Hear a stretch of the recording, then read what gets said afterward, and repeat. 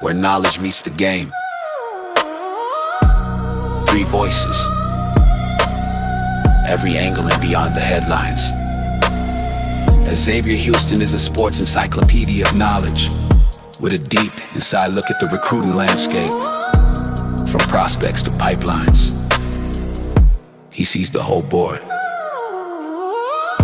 Simeon Houston brings it play by play, thought by thought, breaking down the game with logic, clarity, and a deep understanding of how all the pieces fit together. And rounding out the huddle, Martin Houston, national champion, two-time SEC champion, with insight forged in the field of play, with an unmatched passion for sports, leadership, and life. Together, they take you from the locker room to the field, to inside the huddle. Three voices, every angle, beyond the headlines. This is the Houston Huddle.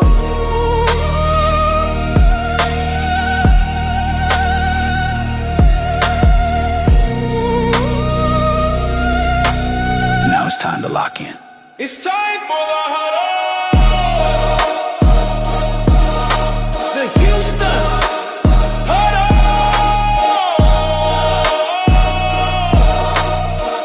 The Houston Huddle. It's time for the huddle. The Houston Huddle. Don't forget to like, follow, subscribe, and share on your favorite social platform.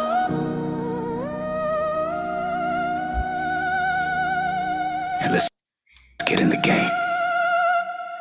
All righty. Let's get in the game, guys. Let's get ready to roll. It's now time for episode 2 of the Houston Huddle. I'm Martin Houston. That's Xavier Houston. That's Simeon Houston. We are the Houston Huddle. Three voices, every angle, beyond the headlines. We got a lot to get to. Of course, we're going to be talking about the transfer portal. got some audio clips. We're gonna break down, guys. Is Alabama searching for the wrong thing? Is Alabama using the wrong measuring stick? This morning on the Martin Houston show, we talked, guys, and we had guys say, well, it's not just how we lost, it's the fact that we lost the way we did. I mean, it's not the fact we lost, it's how we lost. We had people talking about dealing dealing with softness and all of those different things. So there's so much out there in terms of what is the Bama standard. One person talks about DeBoer may have a culture, but it's not the right culture, may not be the right culture for Alabama. So like I said, there's a lot to get to, but we're gonna let some other voices kind of talk for us. We're gonna hear from Josh Payton, the college football show. We're gonna hear from George Teague, the Teague Take. We're gonna hear from Signetti and him talking about how he builds his program. He talks about recruiting high school players. He talks about developing players, and you're gonna think you're listening to Nick Saban. I'm gonna just warn you, you're gonna cry because you're gonna think, "Oh man, Nick Saban is in Indiana." So we also have a little clip of why I say stars don't matter. We're gonna show you what's the kid's name, Jimothy Lewis from Mississippi State. There's a video, and this is how he got his star. You're gonna hear what Signetti had to say about stars. What y'all think Signetti had to say about stars? They don't matter. When you hear him talk, you're gonna be like, dang. And the point he makes is so good. The point he makes is so good. But if you know how to evaluate, and the guy's a 5-star by someone else's ranking, then maybe the stars matter. But anyway, hey, listen, God has given us another opportunity to be with you as the Houston Huddle, and we do not take that lightly. So we encourage you to maximize the opportunity that God has given you as well. And we invite you to get in on the conversation. You can add your thoughts, your comments, and your reactions in chat. We are working on a way to bring in some phone calls, limited phone calls. So hopefully in the next couple of weeks or so, we'll have that nailed down. So stay with us. More coming. We'll grow together, build together. But one thing I can promise you, 3 voices, every angle beyond the headlines. We're going to talk about stuff that you're not going to necessarily hear everywhere else. All right, guys, before we get into the football, we didn't even bring it up today. Football was so big. I mean, Nate Oates is doing something special over there on the basketball court. Give me you guys' take on the football game. I mean, the basketball game. See? I mean, I'm absolutely ecstatic for this basketball team. They had Noah Williamson showed up for the first time all season, and that had to do with Aiden Sherrill going down with an injury too. So he was able to step up, and Alabama really didn't miss a beat with him on the court for the first time this season. So I think it just took him a little bit of time to get adjusted to the SEC style of play. But also, Amari Allen. Let me ask you a question. Do you think the Noah Williamson thing, could it have been intimidation? And when there was nothing, there's nobody, it's just you, dude. We don't have a choice now. Yeah, I mean, you know how sometimes you say a guy plays careful because he's afraid the guy behind him or he's going to lose time. But when you don't have anybody else and it's just you you just go play. Do you think that had anything to do with his performance? I mean, absolutely. I mean, he had at 7 foot tall, he drove to the lane and did a reverse layup. I That didn't was even know nice. he had that. I didn't. Nobody even knew he had that in his repertoire. Is that the So one late in the game where he pump fake? The guy pump ran at fake, him, he pump drove, and fake? then Yeah. yep. Yeah, that was I mean nice. that That was, was nice. and so that just shows that he is. I mean, because it doesn't. Earlier in the season, it looks like he couldn't even. He didn't even know what he was doing. He was slow footed. Just his hand. He didn't have good hands. So it was probably just nerves. I mean, wasn't he the player of the year in his conference where he Yes. transferred Yes. from? And Yes. so I'm pretty sure everybody was shocked at his performance early in the season, but I feel like now he's rounding out into shape. And then shout out Amari Allen. He really carried Alabama for the first 8 minutes of the game. I mean, he had, I think at the under 12 media timeout, he had like 7 points and 6 rebounds or something like crazy stat like that. It was 7, 6, and 2 Yeah. in the And so first Well, 7.5 minutes of play. that's awesome. It was nasty, and I saw somebody bring up the point. He's in the starting lineup. He's getting the minutes he's getting because Diabate transferred, and he went toe to toe and outplayed Diabate Saturday. And I mean, I think it was an overall just a great Alabama win. Talk about Cheryl going down. Bowen didn't play, so Noah Williamson really had to step up and be the big, and he did it. 5 for 7 from the field, 10, 4, and 2, and 2 steals. So he was making plays, and I think it took him a little bit of time because Alabama tends to play fast and up tempo, and I don't think that's what he came from. And I've been a harsh critic, so praise when it's due. He played a phenomenal game. Aiden Holloway matching his career high with 26. Phylon at halftime had 2 points, and Alabama had a 16-point lead. Millette shot lights out. It was an absolute phenomenal performance from this team, from multiple guys stepping up, hitting shots. When you lose your big, you got another big out. Your star player isn't hitting in the first half. To at one point be up 21 against a Kentucky team, 4 in a row. First time Alabama's ever won 4 in a row versus Kentucky. Shout out to Nate Oates. You make a rough end of a football season more bearable when you have a really good basketball team. Alabama's a basketball school now. Absolutely. And for those of you who may be new to the Houston Huddle and new to the Martin Houston Show, guys, we are basketball players trapped in football players' bodies. Y'all are. Yeah. So don't assume that we don't know the game of basketball.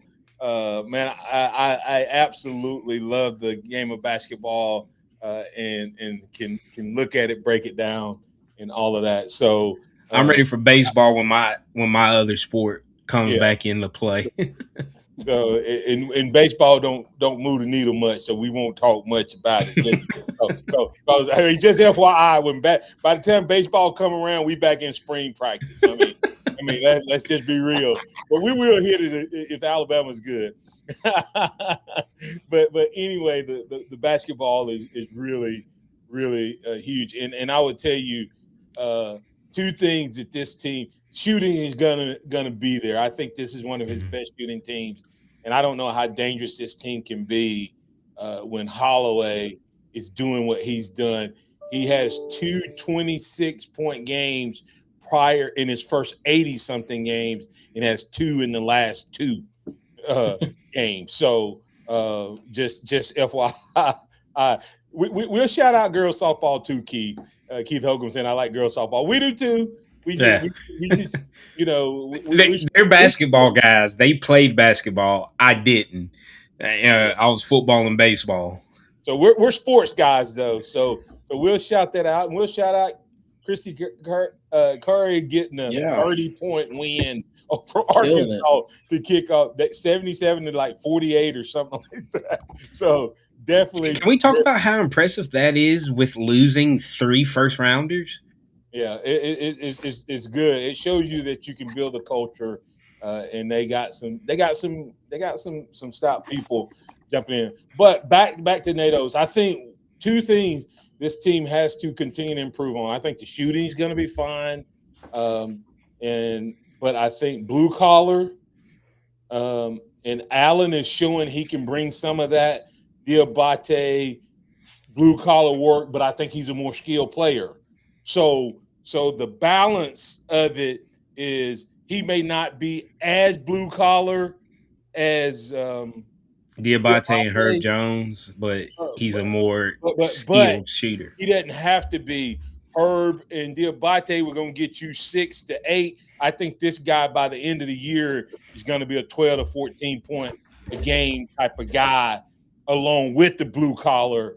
And so I think it'll be even more effective on the differential in the scoring, And meaning that he may not stop him as much, but he'll get us more points. And when he kind of your fourth scorer or fifth scorer, you're talking about a team. So and then the other thing is they have to figure out the rebounding.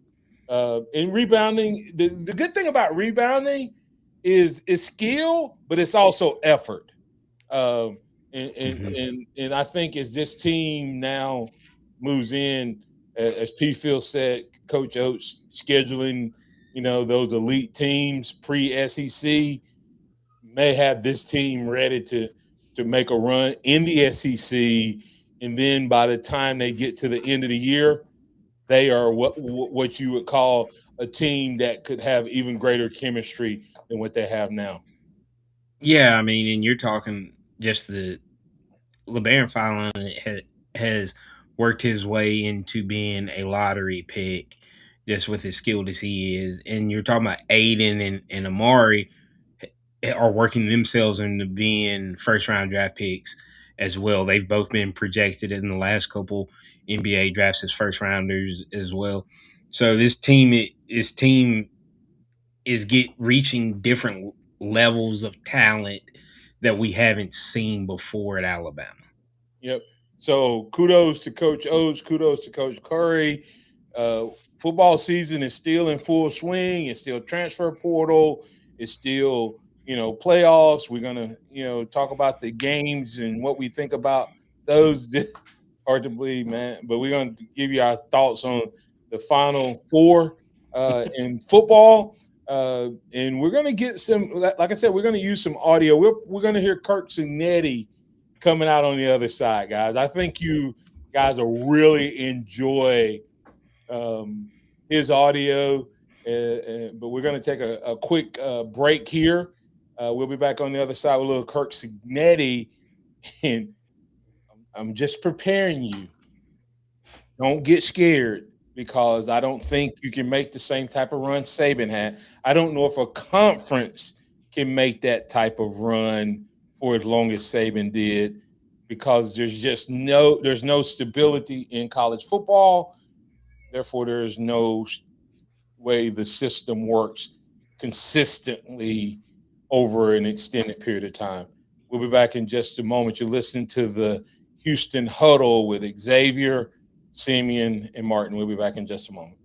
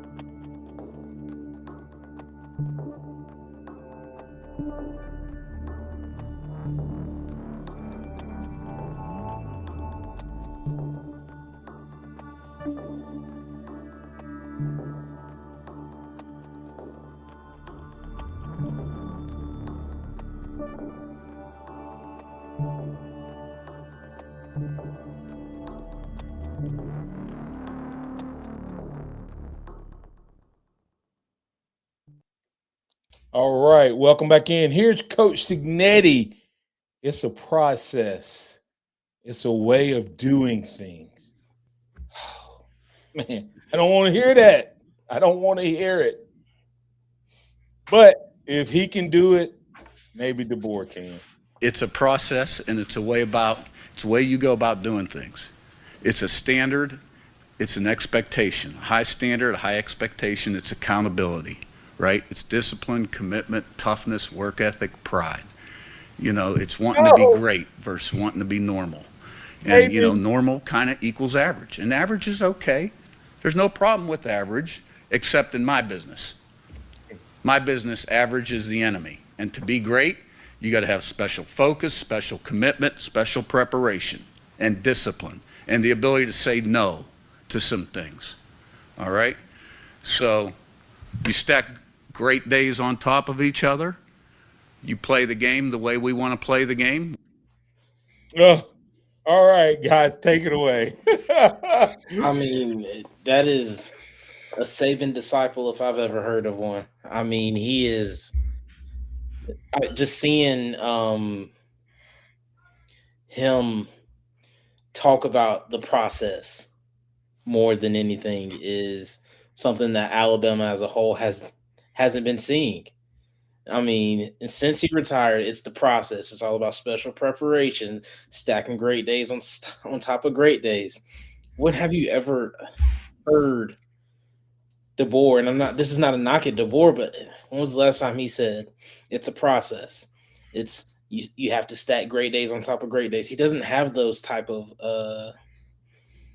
coach speech that he has. I mean, it's disappointing, but each coach has different opinions, so and different philosophies. But it's good to hear it from a coach like that.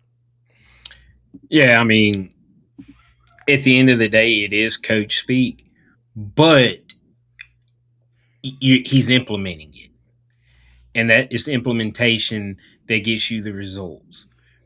The difference, I think, when you look at now what he's done his first 2 years is insane. Nobody would have guessed it. Indiana fans would be completely happy if he went 7-5, 8-4 every year.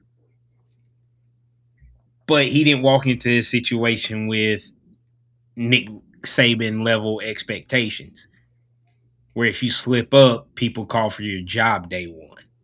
They could get the doors blown off of them by Oregon, and Indiana will be happy. We see how Not we now. feel.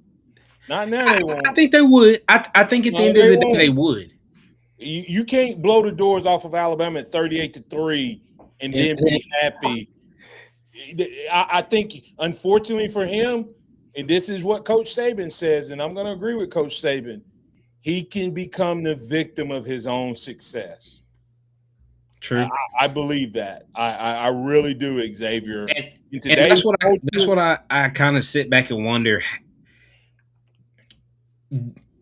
He's not going to have a Saban run, an Alabama Saban run, but he could have the equivalent of that run at Indiana. Can he do that? That's the question. Because regardless, it sounds great. Hey, came in, you had a system, you had a philosophy, you brought a bunch of your guys in that were bought in with it. Does that continue when you're already 8 players committed out of the portal? Does that philosophy move forward as these teams change and get further away from what you brought in? And that's the challenge, Xavier. I do, but when you say that he can get blown off and they'll be happy, no, they won't. It's Janet Jackson world. What have you done for me lately? These Indiana fans on Twitter, if you didn't know the history of Indiana, you would have thought that Indiana has won everything. I mean, you would think they have. You think they're Alabama? Yeah, I mean, and them beating Alabama 38-3 didn't help. I mean, it is insane to see the switch that a team that is the worst winning team with the lowest percentage of all time. Now their fans they have Alabama, Georgia, Michigan, Ohio State expectations. Yeah. And what I would say, Xavier, is if Indiana had if he had slowly built into it, if he had went 7-5 and won a bowl If this game, was 3-4 years down the road, if it was 8-4, but the fact that he's come in 2 years, like he had a problem with last year's team. This year, he literally addressed those problems in the portal and totally built from where he was. I think this will be in the immediate aftermath. If they were to lose to Oregon, Indiana will be devastated. It'll take them a little while, and then they'll be okay. But I just if they get blown out, the question because Xavier, we just came back and beat Oklahoma, and then we got blown out. yeah. Okay, I think you would see some of that. Now, common sense will ultimately way. And then guess what? He comes into next year. What will they be expecting? What do you think? No matter Big what Ten championship. Indiana, no matter what happens with Indiana this year, what can Kirk Cignetti do next year at Indiana and them not feel like it's a failure? I mean, he has. If they don't win it this year, they have to. They go in expecting to win it next year. If they were to win it this year, they're expecting to Repeat. get back to the Big Ten championship, whatever that be, but be in position to win another one. And that's a high bar. And the difference between what Cignetti has done and every other coach is the difference was he brought half of his starters from a culture standpoint. See, it's not just about whether guys can play. Kirk Cignetti, the advantage he had, he raised the bar and expectations, but he also was able to bring in like what's his name? Every coach has tried to raise the bar when they go to a program. The problem is they've never been able to bring all of those guys with them. Okay, like we hadn't talked about this yet. Saban said it out loud. It's a possibility that Cal could all of a sudden be great because Josh Sepoy takes half of the defense from Oregon. If Oregon loses, nobody's talked about this. Half of the guys who would build next year's program for Oregon could be in I think some of these guys that if you look at their portal entries, it's been from their defense. Yeah. So that's what I'm saying is like you're looking at this. Who would have thought? I mean, like Ohio State did what they did, right? Last year. Had the same type of season that Cignetti is having this year. I mean, in terms of the portal. And how did their fans act? You remember how their fans last year were talking about, man, we won the championship, but we didn't beat Michigan. Well, this year they beat Michigan, and now they're disappointed. Ohio State fans are disappointed. Yep. Yeah. And they had the same type of offseason in the portal coming that Cignetti had. It's tough. Chemistry. It's not just about getting Jimmys and Joes, and it's not just about getting people from the portal. It's about how does that team chemistry work? How does that team chemistry work, right? Yep. Yeah. And Signetti has had 2 years where team chemistry has been off the charts. But the difference was he had an ingredient that he will never have again. Guys that had been there, who had been there for 2 years with him at JMU. He doesn't get to come to a new culture and bring a winning culture with him by bringing, 13 guys. whatever number of guys. Right. All of that goes away, and now he's bringing in 8 guys out of the portal so far. But what if they don't have his mindset? The only positive, I guess you can say from that standpoint for him is how many guys are there that have been there. How many guys that will be on this 2026 team have been there for 24 and 25 and learned from the guys that came from JMU in 22 and 23? It don't matter. He's bringing in 8 guys that could be stronger than the guys that are there. He brought in 13 guys that had his culture already.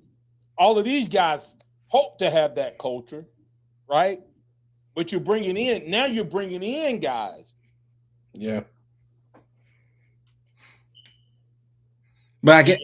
Well, that's what I'm saying. Like, that's why you hope your freshmen and your sophomores that'll be juniors and seniors in 26. But they don't have experience. They may have culture, but they don't have experience.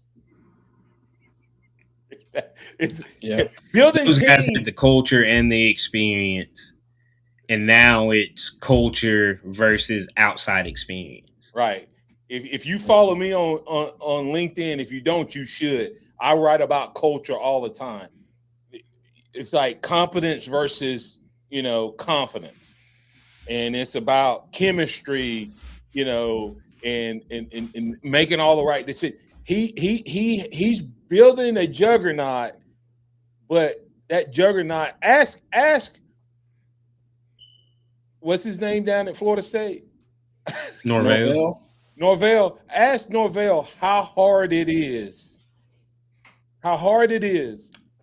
to bring in a new group of people and build the same type of culture. The reason Signetti had 2 years of great culture was he brought in that culture. Yeah. Next year will be his test. All right, well, maybe. He could have some of those James Madison guys still could. He could have a few of James Madison guys that stayed back, but those were his guys that stayed back too. And there's a reason they were in the playoffs too. Right. So the guy can coach, he can recruit and all that stuff. I still hadn't found the other audio that I was looking for from him, but anything else y'all want to say about Signetti in this before we get to break? All right, let's get to break. I don't like talking about him. No. I don't really like talking about him. But should I play it one more time and let everybody hear it? Nope. No. That was heartbreaking, wasn't it? Did that? I told you that Saban was up in Indiana, and if I find that other piece of audio, I'll play it again. He's more Saban than Kirby is. Hey, listen, guys. He talks about stars. He goes, "What does a guy that's giving these stars know about football?" He said, "They definitely don't know more than the coaches is watching hundreds of hours of film." Yeah. So we'll be back on the other side. We're gonna hear Josh Pate. No. Let's hear George T. It's about a 3-hour clip. 3-minute clip, not 3 hours. It's about a 3-minute clip. George T., former teammate of mine, breaks down. Actually, he might be saying, in some ways, he may make you feel better about what the board has been able to do here at Alabama in 2 years following the legend. We'll have that on the other side of the break.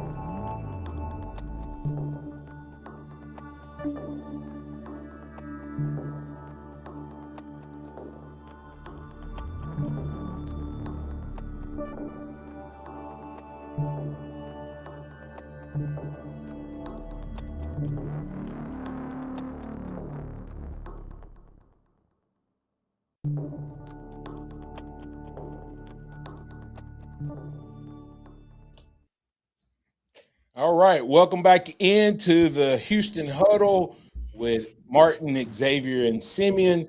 It's three voices, every angle beyond the headline. Before we get into the George Teague audio, Simeon, you had some news that maybe I'm sure the Maniacs already know about it, man, because they usually know more than we do.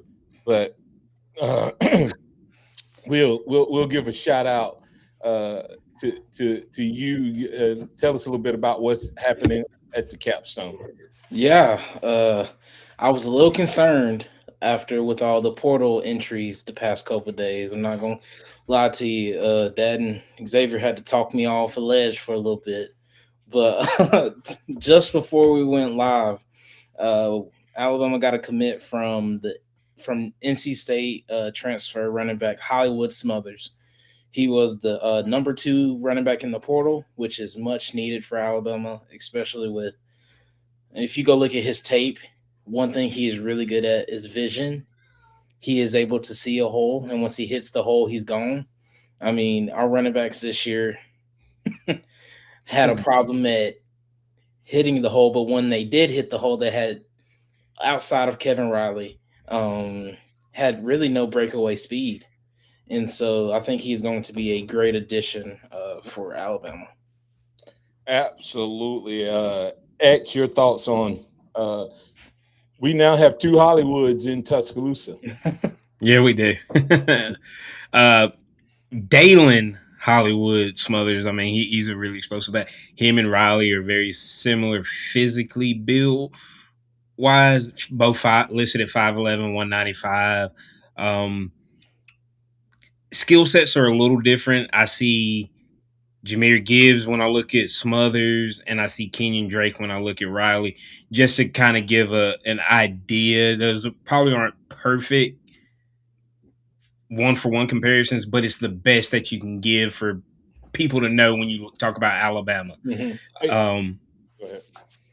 So I think it's interesting that that's the style of running back that Alabama went after in the portal when you're talking about what Alabama wants to do with the running back room. You know, we talked about it on the Martin Houston show. We watched Riley go from the 15 back to the starter. Then of course Jam came back and they tried to go Jam and Hill as the different type of backs to run, but you really saw more explosion and excitement when you had Riley on the field. So it'll be interesting to see if Smothers and Riley become the 1-2 punch for this year? How does AK Deer, Daniel Hill, and of course EJ Carroll work into the mix? Alabama has 5 talented running backs, but as good as those running backs are talent wise, this offensive line needs to be the next big fix in the portal and with development. Yeah, Yeah, I mean, he averages right under 6 yards a carry. And Alabama averaged 3.4 yards a carry as a team this past season. So, I mean, once he hits the hole, he's gone. And so, like you said, X, offensive line has to be the next several pickups, in my opinion, to replace what Alabama's lost this past year. Yeah, and couple things here. One is you use Jahmyr Gibbs as an example of what he's like. If Jahmyr Gibbs doesn't show you how big a deal coaching matters, guys, he was an average running back at Alabama at best. Like you don't look when we start talking about Jahmyr Gibbs, I mean running backs, who's going to throw Jahmyr Gibbs out based on what he did at Alabama? Just based off of what happened on the field, not many. Right. Yeah. When you look at what he does at Detroit versus what he did here, like you watch Jameson Williams at Detroit, you go, I saw that at Alabama. You watch Jahmyr Gibbs, you go, how did we not use that guy outside of the Arkansas game? Right. That's what I'm saying. So that's one thing about coaching that is just huge. You look at what Ben Johnson did when he went to Chicago, what he did with Jahmyr. Number two is guys like Jahmyr Gibbs or Hollywood Smothers, guys, they will immediately upgrade even last year's offensive line. Let me tell you what I mean by that. We didn't have guys who knew how to see a hole, hit a hole. we just didn't have that guy last year. And so as bad as our offensive line was, it wasn't as bad as the results. It wasn't as bad as the productivity. Some of the productivity in our run game was our coach and his lack of commitment, and talking about the offense coordinator, and the fact that our running backs didn't always hit the hole or set up the block. Right. Right. Mm-hmm. So that immediately, and to me, what I think we do is I think our run game will be better next year simply because we got a running back that can do it. Deere will be in his second year, and I believe he has it. And then the third one is I think Crowell has it. And Keith Holcomb says that's on coaching. I disagree, Keith. That's natural or not. I was not the most gifted like speed guy, but I had good vision and good feet. You can't coach that. That's like what I just described for a running back is the equivalent of describing you can't coach 6'7", 330 pounds of athlete. You can't coach that. And so our running backs, now their ability to press a hole, you can teach that. But to see it, you can't. You can't teach that. And to hit it, you can't teach that. You can teach like we had runs this year because we had the ball in the wrong hand. We couldn't stiff arm and get past the tackle because we were going to the left and had the ball in our right hand, and we couldn't put our hand out to push off a tackle. That's coaching. But what I'm talking about is Barry Sanders, Jahmyr Gibbs. That's not how you use them is on coaching, and I agree with that. So yeah, anyway, absolutely. Yeah, let's hear from George T. Like I said, this is a 3-minute clip. So, what did I do with it? Yeah. Oh man, I think I may have just closed it accidentally. So let me go here. I'll find it. Y'all talk while No, I'm excited to see this running back room. this next season. I think that with EJ Crowell coming in and with Hollywood Smothers and with Riley, I think our running back room as a whole will look a lot better, have a lot more explosive plays, like you said, just because of the running back's natural ability to see the hole and press on the hole. Yep. All right, here we go. Y'all ready? I apologize for that, but technology is a beautiful thing. DeBoer, he will never be good enough for you. You keep wanting him to be and operate like Nick Saban, and that is not who he is. You don't run across Nick Sabans very often. But let me tell you why. History says that DeBoer won't be as good as or better than Nick Saban. So let me talk about other coaches who followed legendary coaches, right? So the first one, Notre Dame and Lou Holtz. Did you know it took 4 coaches before they found Brian Kelly? Penn State and Joe Paterno. Bill O'Brien followed him. He only lasted 2 seasons. The Michigan Wolverines and Bo Schembechler. Man, I used to love the Michigan Wolverines. It was 18 years before they won another natty. And it wasn't even the coach that followed Bo to win it. Hold on. I'm not done. How about Oklahoma after Barry Switzer? I'm glad you asked. It took 4 coaches before they got Bob Stoops and another national championship. Still not done. Texas, Mac Brown. They are 3 coaches in with no natties since Mac. Okay, those Auburn turds, they had this guy named Ralph Jordan, then some guy named Doug Barfield who stayed 5 years before they found Pat Dye. He ended up winning one, but let's get to it, right? How about Alabama and Bear Bryant and his natties? 6 of them. It was Ray Perkins who went 48-32. Then Burr Curry came after him, one of my coaches. He went 36-26. It took Gene Stallings, my other coach, to come in and win another ship. Then it was another 12 years before this guy named Nick Saban showed up. So what are you saying, George?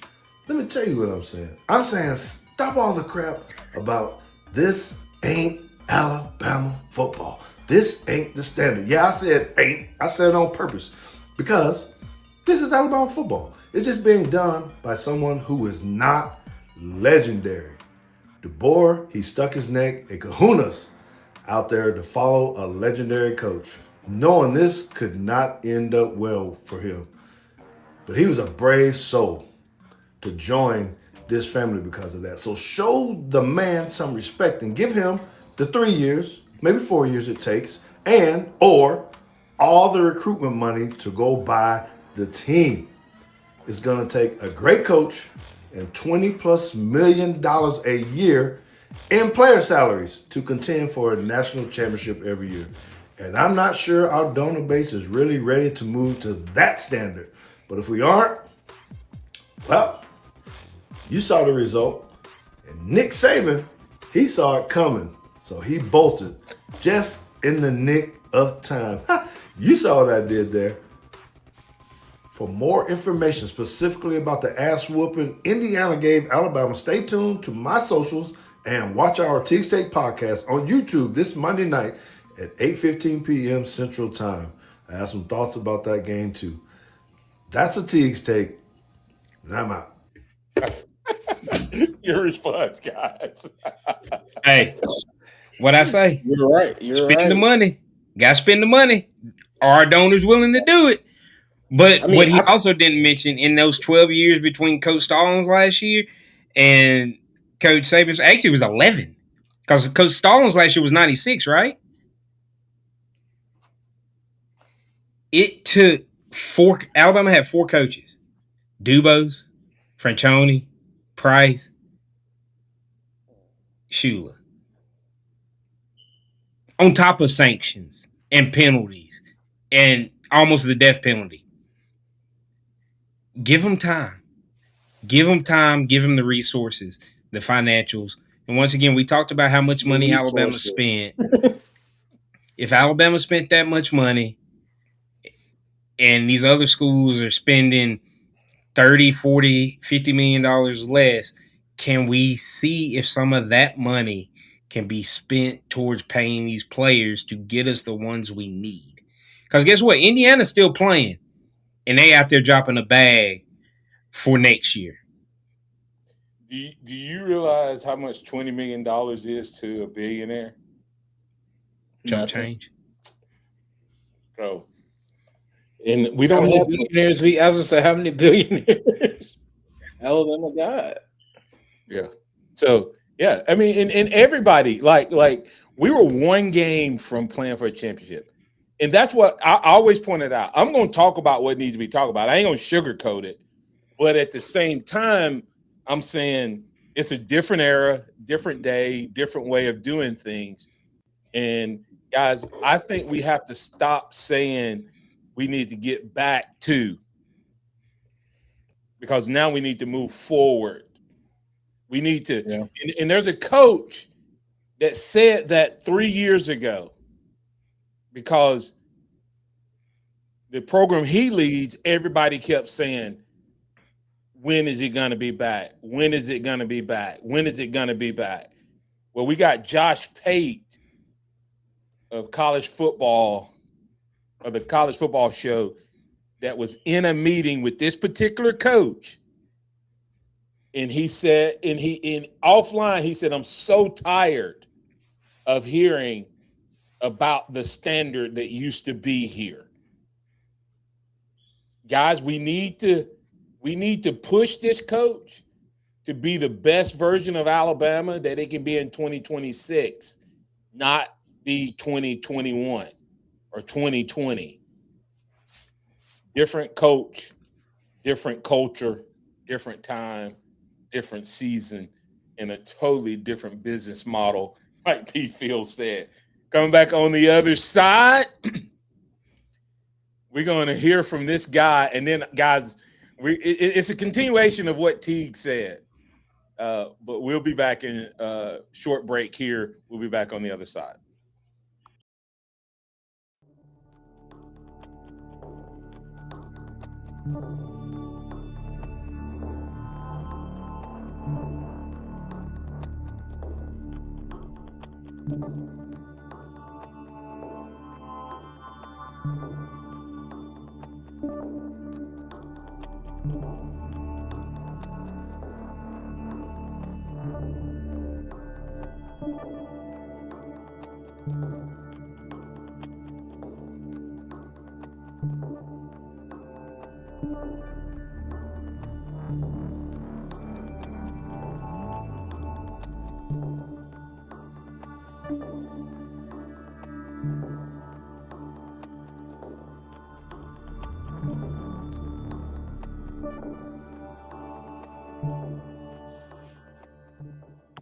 All right, guys. Hey, listen. I'm gonna read this, and then we're gonna let Josh answer the question. How many of us have said the same thing? After watching that Rose Bowl splattering, how can anyone think DeBoer is getting Alabama back to where Saban had it? Brian from Destin, Florida. After watching that Rose Bowl splattering, how can anyone think Kalen DeBoer is getting Alabama back to where Saban had it? Well, I don't know, Brian, because he's not going to. I would say it's a waste of time to think that he was. I would say it's a waste of time for Kalen DeBoer to focus on getting Alabama back to where Nick Saban was, because I would suggest to you that had Nick Saban stuck around at Alabama, he wasn't getting Alabama back to where Nick Saban had it a decade prior. Mario Cristobal is the one you guys need to listen to on this. Mario Cristobal, I remember being down there for like spring practice 3 years ago, and I was sitting in his office, and someone had asked him for the umpteenth time about getting the U back. When are you going to get the U back? And he answered the question diplomatically, and then when he wasn't on camera, I didn't ask him, someone asked him, and when he wasn't on camera, he just let loose. And he said, I'm so tired of people asking me, when is the U going to be back? And he looked at me dead in the eye and said, the U is never going to be back. Because they're asking for something to reemerge that's impossible to reemerge. That was another generation. That was another time in college football that's come and gone. It's impossible to replicate what we did here in the late 80s, early 90s. I'm not focused on bringing the U back. I'm focused on building what the U will be. That's what he said.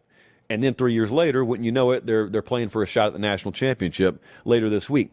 That is exactly how Kalen DeBoer should be thinking at Alabama. It's not, how do we get Bama back to the way Saban had it? You're not going to. So you can waste your time. You can have all the expectations in the world. You could pay a guy $10 million, $15 million. You could pay him $15 billion. They're not going to be what Saban was. Saban could leave the game day set, come back to Tuscaloosa, and he would never in a million years recreate what he created. They'd be good, but they wouldn't be insurmountably deep. Their twos wouldn't be better than your ones because their twos would be playing for you, because that's how college football works now.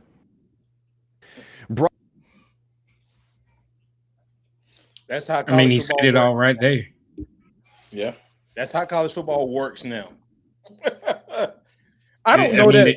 God, do you think a conference can be as dominant as Nick? Do you think there'll be a conference win, one conference?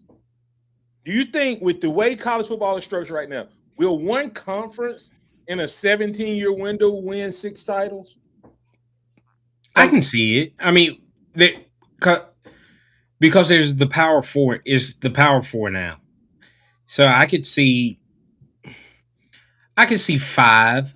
Do you think the Pac-12 and the not the Pac-12, but Big 12, ACC and the Big 12 no will get into the title race? Texas Tech Texas Tech can they continue to pour money on it. They'll a $5 million quarterback says enough what they can do and how they can build. SMU will be there. They will be there every year.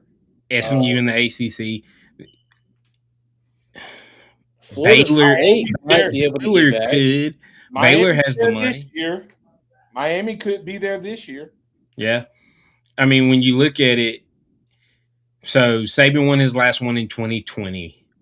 Since then, you've had 2 SEC championships, both Georgia, and you have 2 Big Ten champions, Ohio State and Michigan.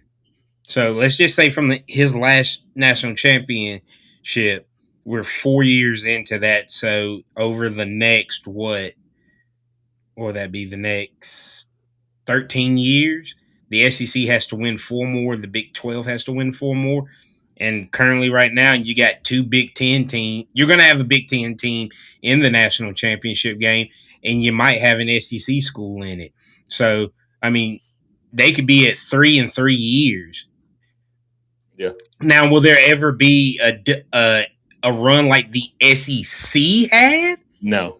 Absolutely not. Because you're talking, 06 through 12?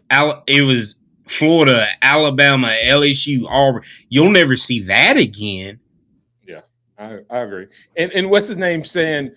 I agree, Keith Holcomb saying I don't expect the board to be Saban, but I also don't expect us to get mollywalk 3 to 4 games a year. I agree. I'm not in any way making an excuse for that. But I want us to recognize, as bad as that is, we were 1 game from a Final Four. Let that sink in. As bad as our problems were, we were 1 game from a Final Four. And someone said, I think it was this morning, they said, but the SEC is not what it used to be. That's true, but that's the conference we play in. So that's all we have to do is, I mean, it's kind of like you just got to win. The Big Ten was never what it used to be, and it still isn't to me. They still have only a few top-heavy teams, right? So I mean, that's every conference. I mean, when that's what I'm saying is when we're talking about the ACC, it's going to be Miami, SMU, Clemson if Dabo can right the ship every year. The Big 12 is going to be Texas Tech. Is probably going to be Baylor, and throw in another team that can BYU. Any of those Big 12 teams, listen to me. Any of those Big 12 teams or teams that are based in Texas can get a championship team.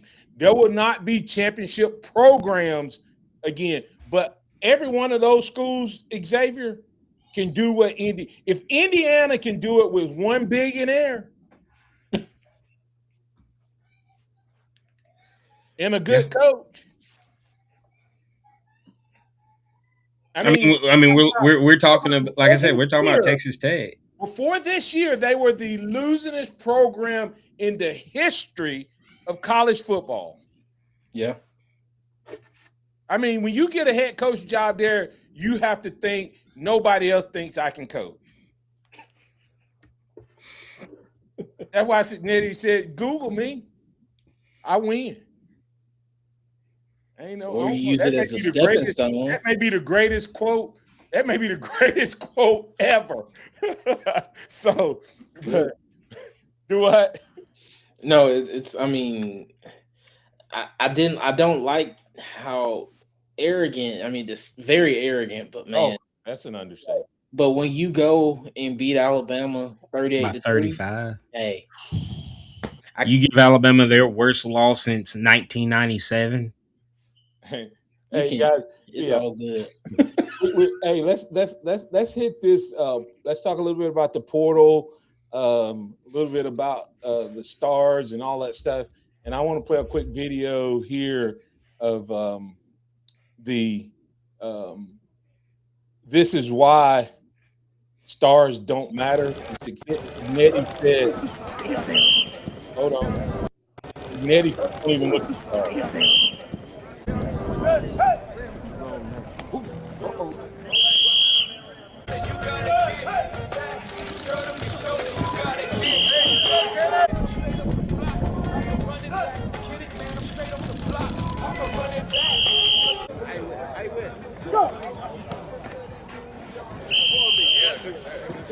Understand, guys, this is what is making them say a guy's a 5-star. Have y'all noticed which direction he moves on every play? Back.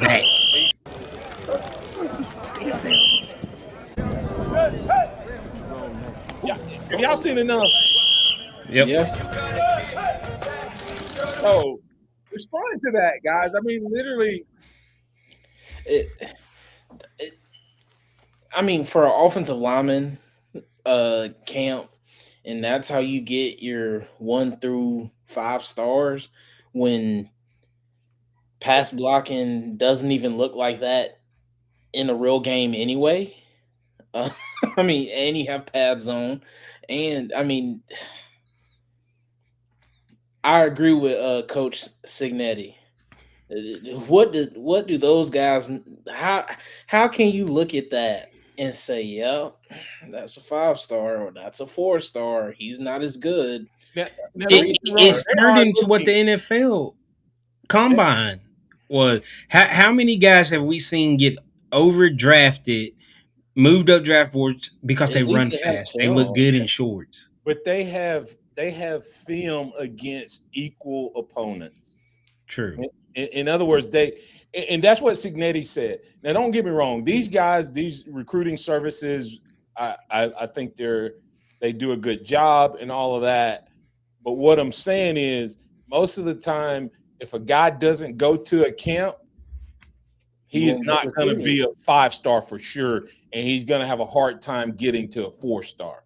So, first of all, they're only ranking the guys who are making it to the camps as a whole. Now, they may find some guys out there that they go and get, and they do watch film. So I'm not saying these guys aren't watching film either.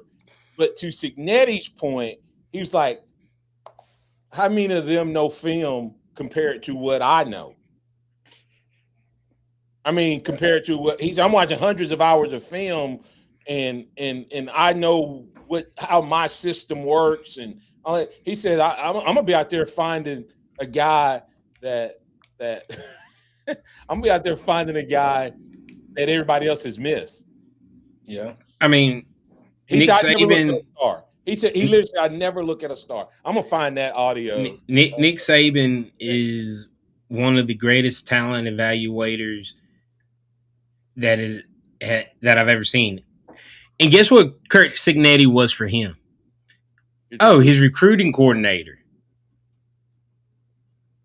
And I mean, we've talked about it.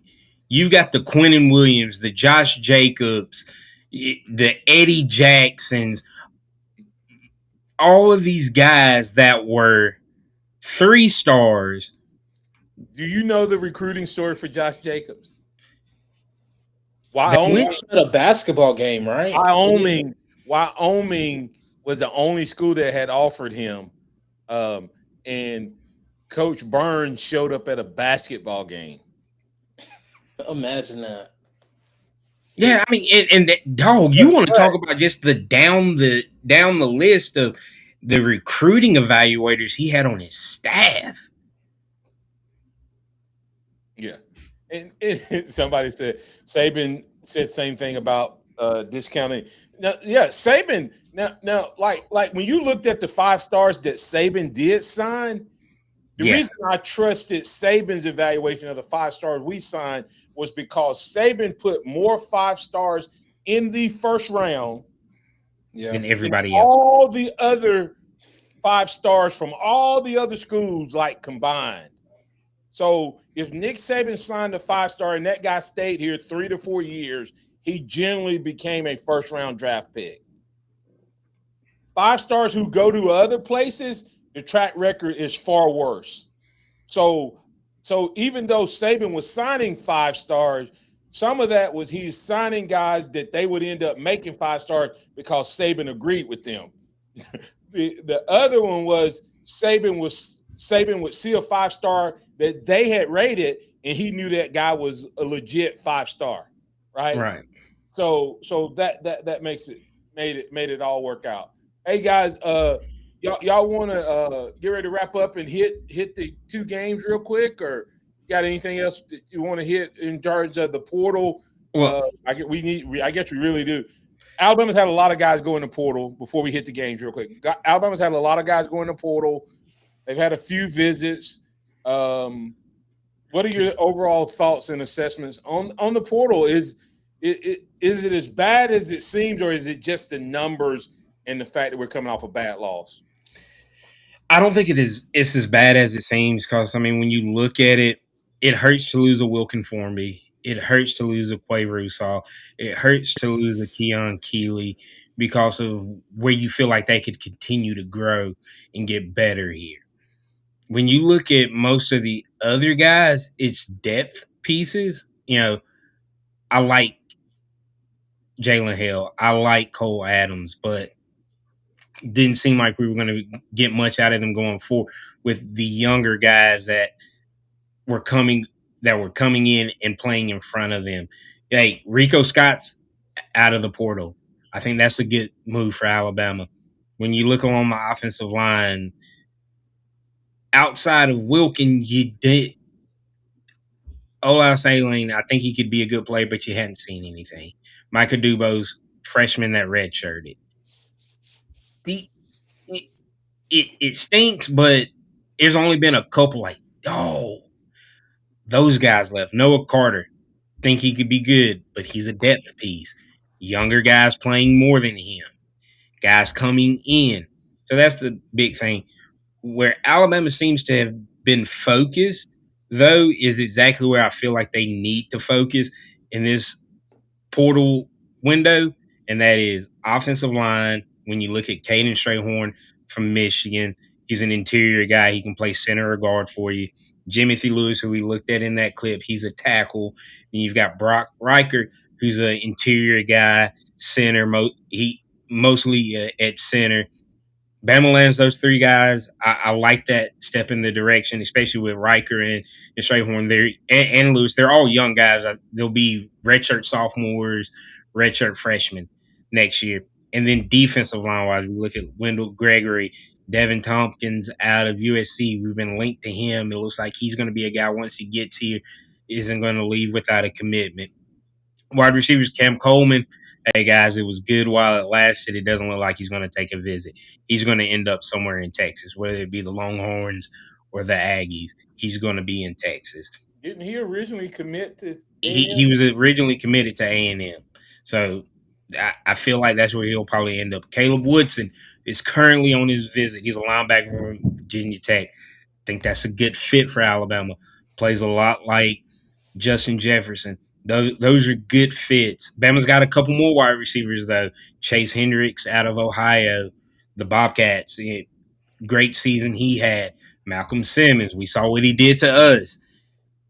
That's where it seems to be going as far as portal. There's been a couple other guys that we've talked to. A couple of them have signed other places already. Rayleigh Brown with Smothers committing. Don't think we land him at the running back position out of Arizona State. But once again, it's interesting.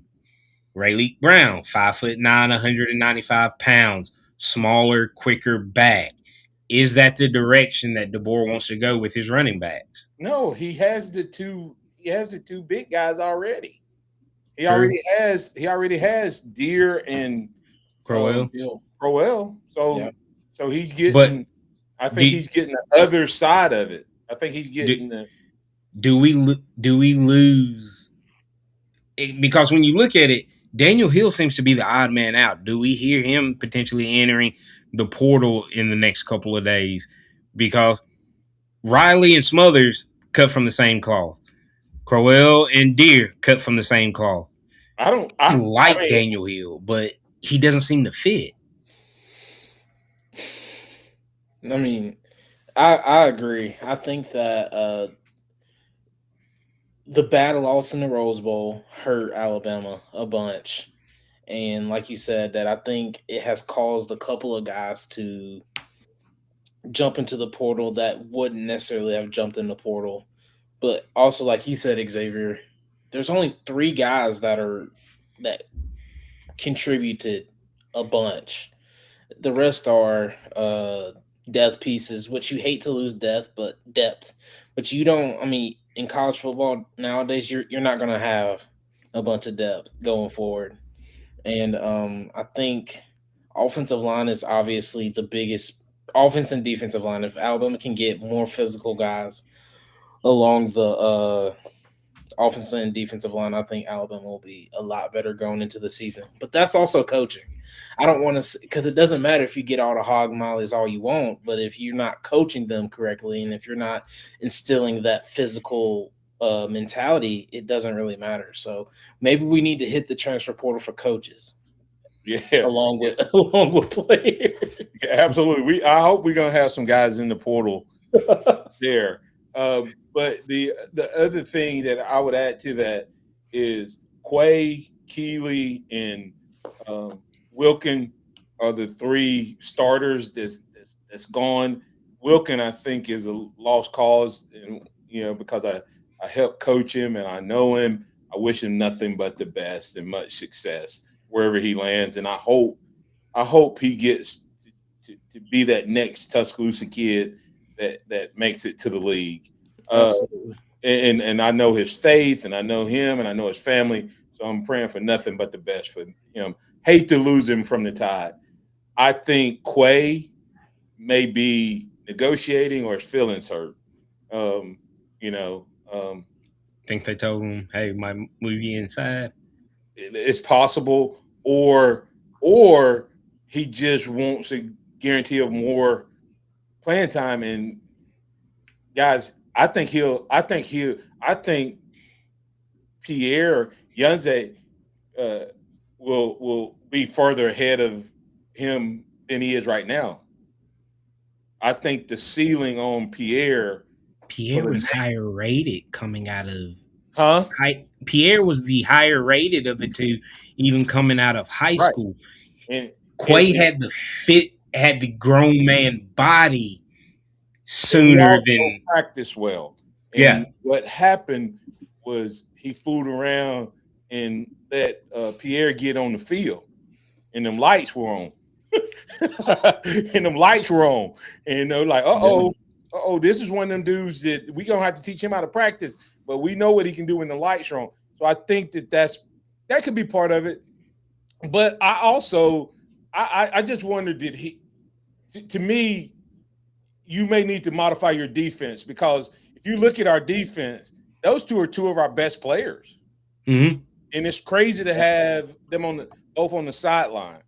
And so to me, they need to look at a 3-4 or a 4-3. Because I think you're going to be in the same situation again. Look at this.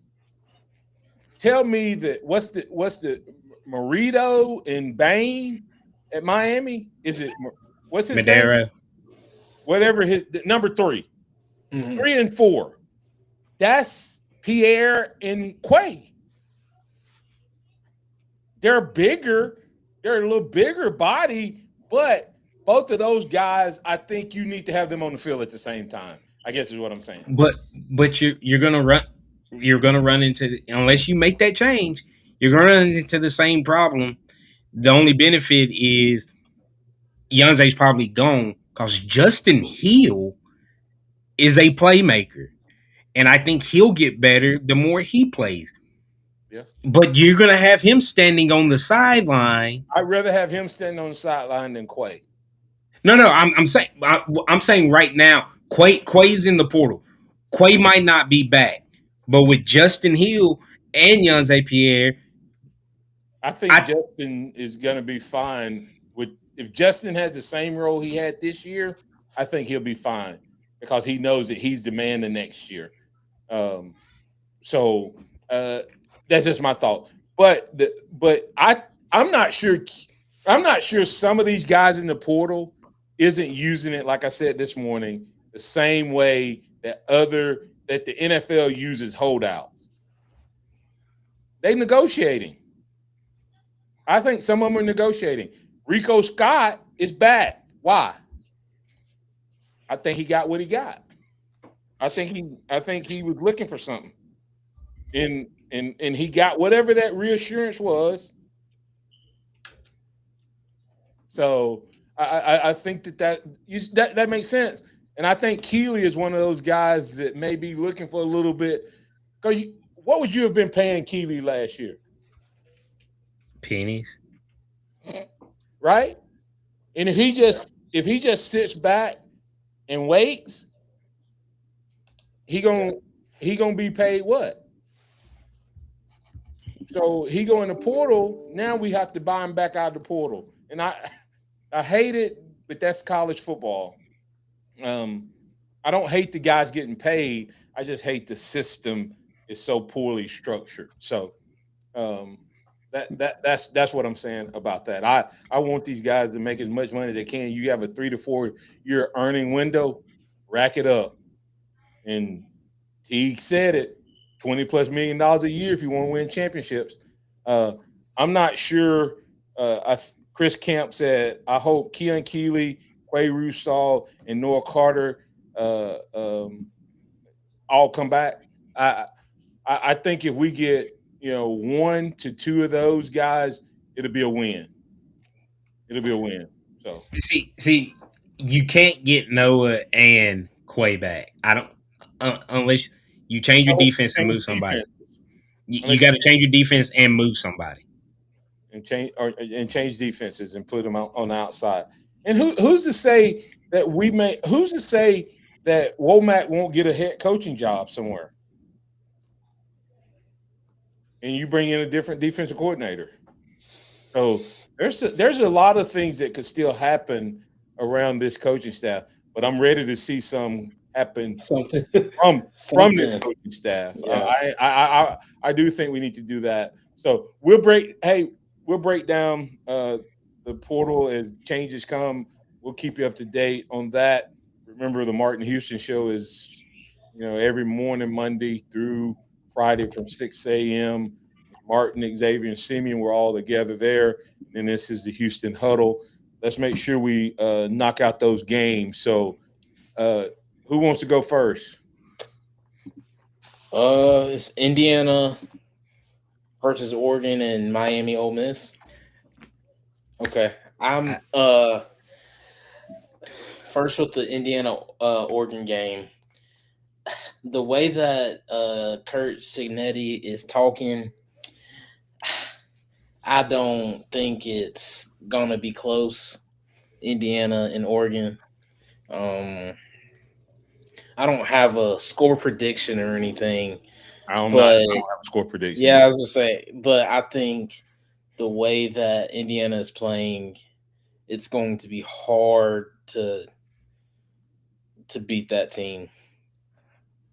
With going on to Miami and Ole Miss, I'm now on the SEC as a whole bandwagon. SEC needs to at least get some representation in the championship to at least, you know, We ain't help been there since help Georgia the won it. postseason record out some. So I'm choosing Ole Miss. I mean, Trinidad Chambliss is a game changer. He is something That dude's special. serious. If the Heisman Trophy wasn't voted on until after the season, he would be in New York after what he's done his last few games of the season. And so I'm choosing Ole Miss to get to the championship, and Pete Golden is gonna get his national championship. Ole Miss winning it all. Xavier. I'm glad to see that you jumping on the bandwagon because y'all I'm looked at me on it. like I I'm was on it. crazy when I'm I on picked it. Ole Miss last week. Kirby helped you out. Kirby Yeah. did Kirby. Appreciate it. Yeah. Kirby Appreciate did it. Kirby. I'm on the bandwagon. But I'm the only one that thought Ole Miss would be First there. class And but I didn't think Miami would be there. I'm taking Ole Miss close. I don't have a score, but I'll take them close. And I'm gonna stick with my rematch theory. I'm gonna take Oregon. Yeah, and Because Dante Moore is not the same quarterback he was in start number 4 or 5. And that Oregon Texas Tech did some stupid things, but Brandon Finney Jr. is a playmaker at corner. They got a pass rush, and they got some dogs at linebacker. So I think they'll be able to do. And remember, Lanning's background is what? Old school SEC. And I think he'll grind it out against Indiana, and I think he'll hit them in the mouth. yeah, I'm torn on the Indiana and Oregon because what I don't want to see happen is Indiana get mollywopped because that just makes the Alabama loss even worse, right? I mean, just let that sink in for a second. If Oregon were, do you understand? If Oregon were to dominate Indiana, which I do believe is a possibility, and let me tell you why I think it's a possibility. Football is all about matchups. Yeah. Football, all sports are about matchups. Alabama is a soft team, even though they were coming through the SEC, and they were more soft mentally than they were physically. What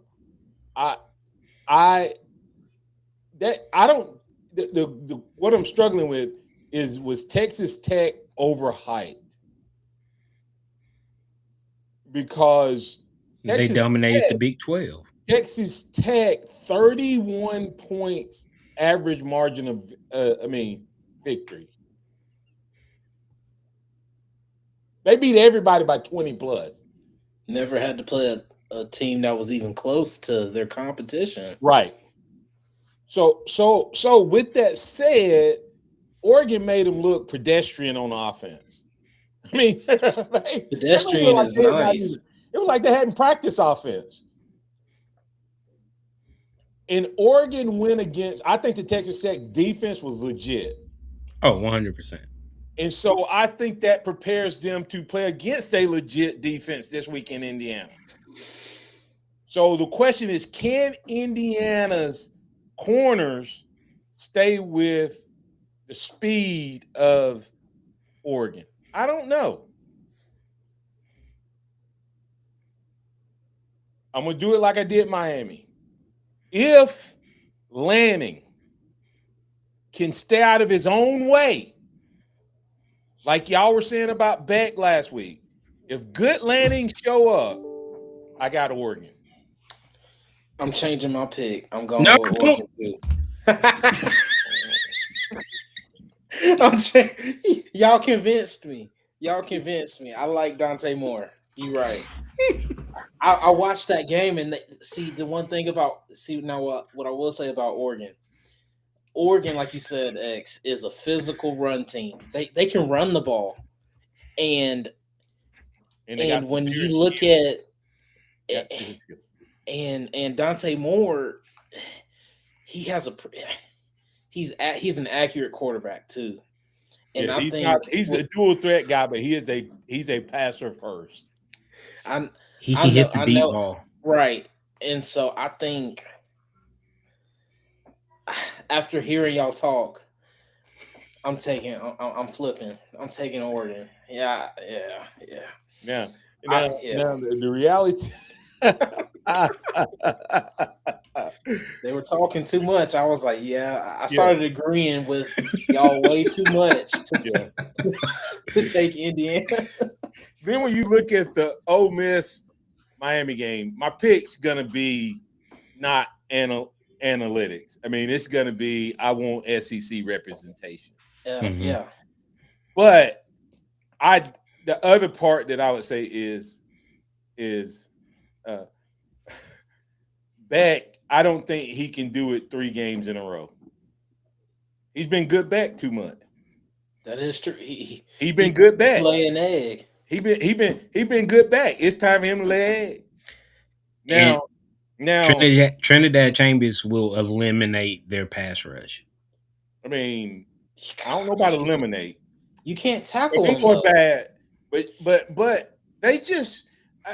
I think Ole Miss is touched. I think they got some of that 92 magic where it doesn't make sense that they're good as they are.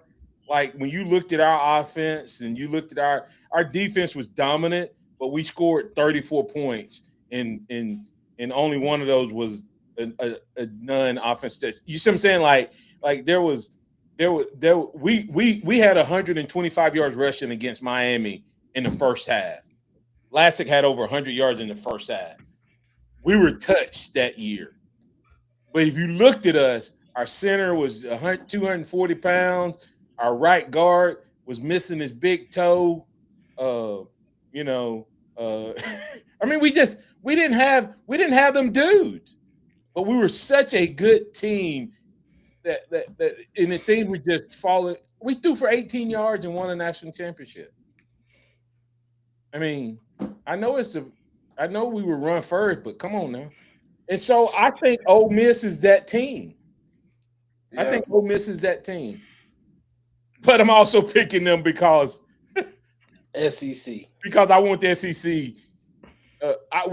Guys, if we lose, we will be looked at as the third. They'll start talking in the offseason as the SEC is the third or fourth best conference. They're gonna be a long offseason unless we get into that. Especially if Miami wins it. Oh, if Miami beats Ole Miss, then wins it, then beats the conference that has won it 2 years in a row, they automatically getting bumped up from fourth, and then it's gonna be they beat the SEC to get into it. They beat the 2-time.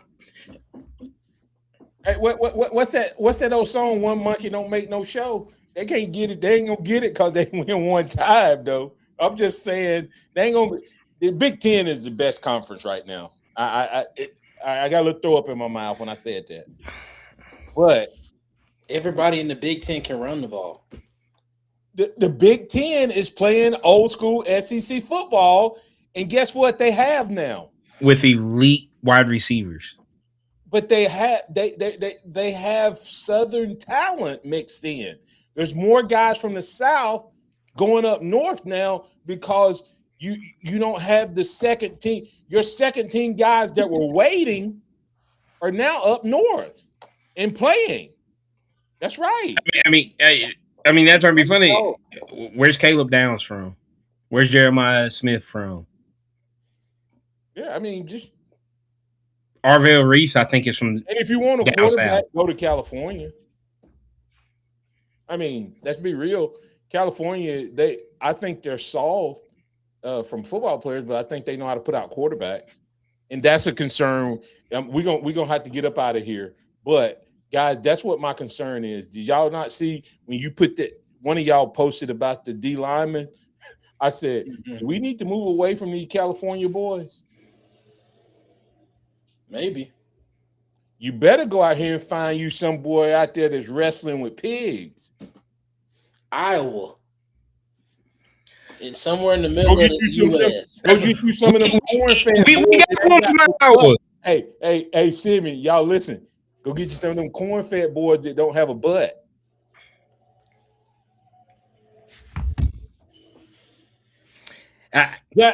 Hey, go back and look at Indiana's offensive line. But they got that gut. Go look at the Indiana offensive line. Ain't none of them got a butt.